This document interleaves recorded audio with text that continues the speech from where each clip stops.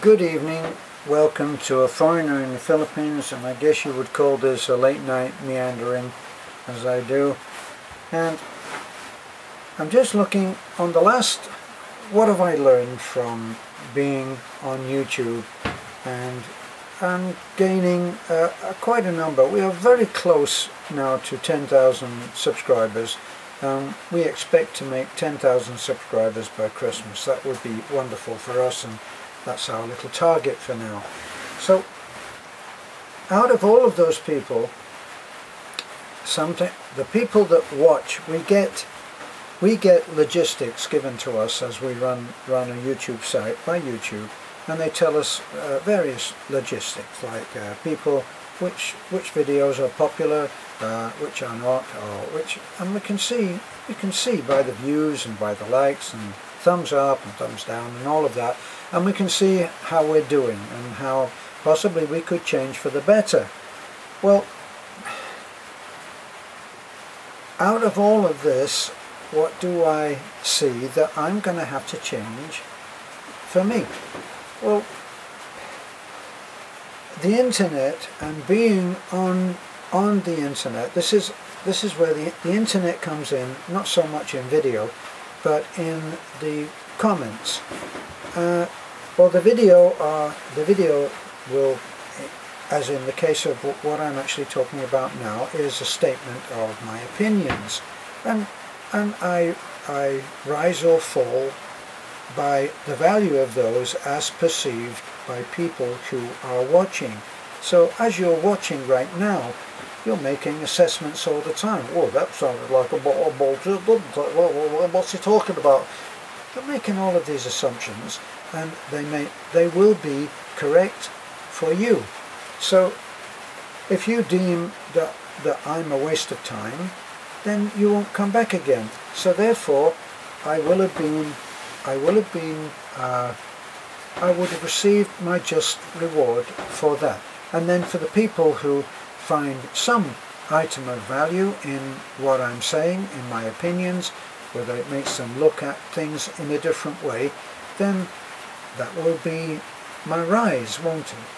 So the potential for causing offense comes about through the way that I would respond to any given comment.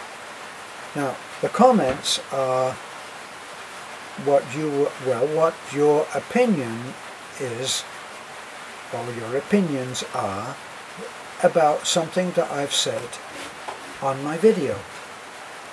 And sometimes if I'm dealing with comments on video, then I would be making assessments for myself, which is what you're doing. I would be making assessments for myself about things that had been said. Now, I always joke about this, try and keep it light, and say, listen, I don't have a target on my chest, right? So I'm not here for you to take pot shots at. And this is not a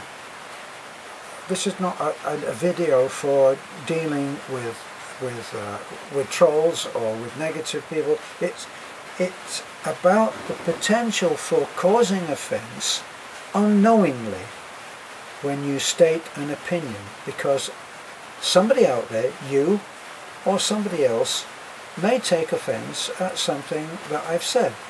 And then when you comment, I may take offense at something that you say. And you see how the vicious circle is perpetuated. So I have to decide whether what I've said was worthy or was in need of an apology or not, if I'm trying to actually be a better person, which, believe it or not, it is one of my goals. And in some cases recently, people have said, well, you have been offended by something that I've said. Now, in fact, I never ever go on video seeking to cause offense. It's just not something that I do. It would seem to me to be the height of stupidity to be seeking and proclaiming, as I do, that this is a feel-good channel, and then say things which cause offence.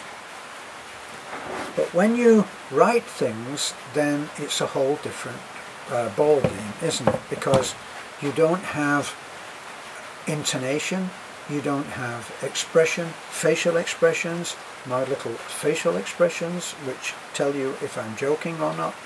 And so you really don't do that. So how to adjust things so that I can be completely honest and respond in, I hope, a mature and balanced way to something that I actually don't agree with, and I put forward my opinion in another video.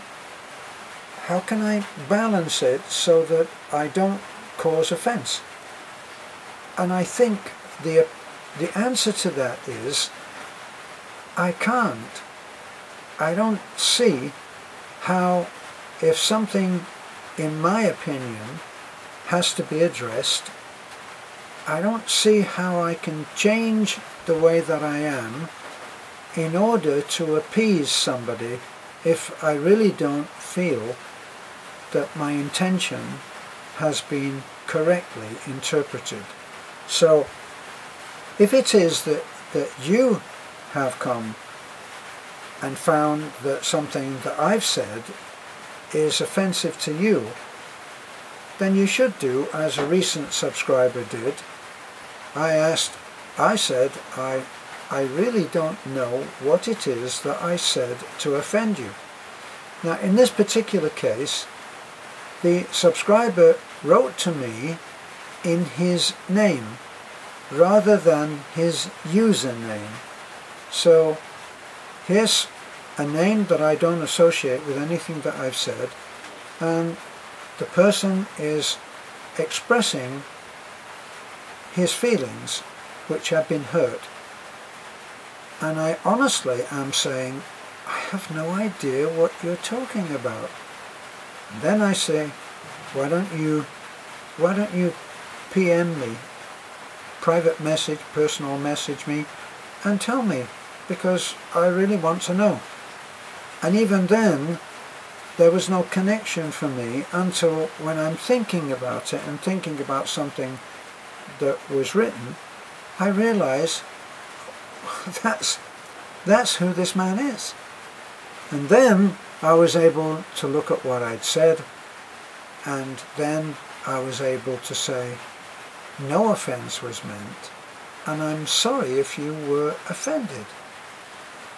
Now, I don't want to lose you as a subscriber and a possible future friend, because this particular man had expressed a desire to come and visit us. And you should know by now, anybody should know by now, that we have a guest house and there's no charge. You can come and visit us, you can see what we do, you can see up close whether what you're seeing on video is the real thing. Because of course, I'm going to tell you that it is. So I tell him, I don't want this to go further. Can we move on? Can we put this behind us and move on? Now here's the difference between the potential for causing offense when you're messaging each other and real life. In real life, one of the things that I have used almost without failure is that if I've had a disagreement with someone, and it may be a big disagreement, we've really disagreed on something, and are now separated, we're not talking to each other. Now if that person is really a good friend, and I don't want that break to continue, that's the key. If I don't want that break to continue, I will call him or her up and say, look, can you please just listen? That gives you the chance to speak. Say, will you just listen to what I have to say? And then, without pointing fingers and saying you, this, you, I say, we have a disagreement, and I know that you feel that you're right, and just as you feel that you're right, I feel that I'm right too. So, is it possible that we might view our friendship as more valuable than the need to be right, and move on? Can we put this behind us and move on? Each holding his own opinion, each holding his own viewpoint, and move on. And like skip back in a little Captain Kirk space warp, time warp, and just go back to how it used to be. Because if I am determined that I don't want to lose this friend, it must have been good at one time. If it was good at one time, then it can be that good again.